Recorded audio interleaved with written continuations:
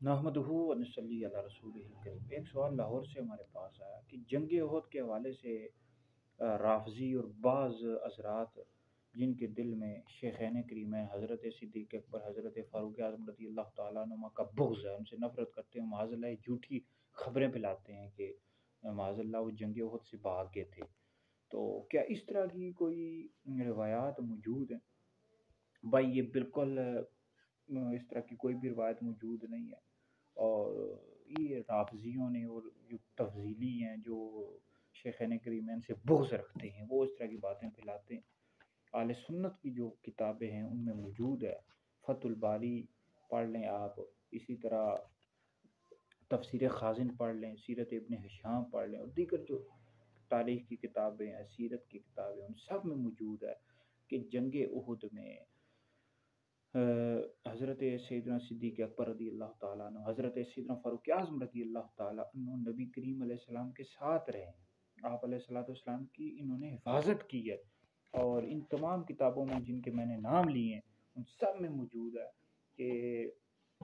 اور جن میں جو حضور علیہ السلام کے ساتھ صحابہ اکرام علیہم رضوان رہے ہیں، ان میں حضرت ابوبکر صدیق ہیں، حضرت عمر ہیں، حضرت علی ہیں، حضرت طلحہ بن عبید اللہ ہیں، حضرت زبیر بن عوام ہیں، حضرت سعد بن ابی وقاص ہیں، حضرت عبد الرحمن بن عوف ہیں رضی اللہ تعالیٰ عنہ اجمعین۔ تو یہ حضرات حضور علیہ السلام کے ساتھ جمے رہے۔ سیرت ابن ہشام جلد نمبر 3 میں موجود ہے کہ حضرت سیدنا فاروق اعظم رضی اللہ تعالیٰ عنہ نے مہاجرین کے ساتھ مل کر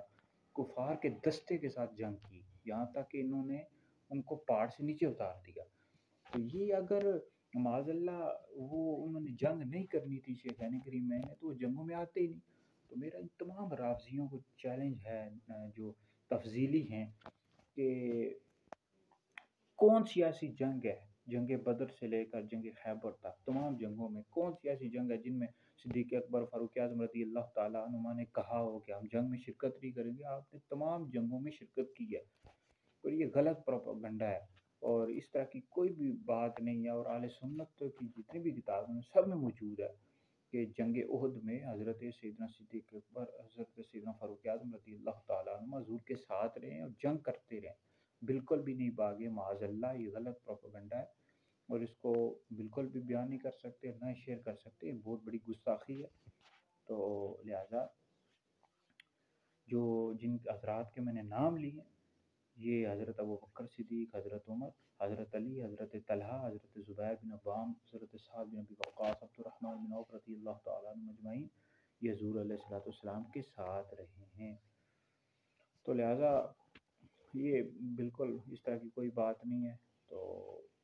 یہ صحابہ جو تھے حضور کے ساتھ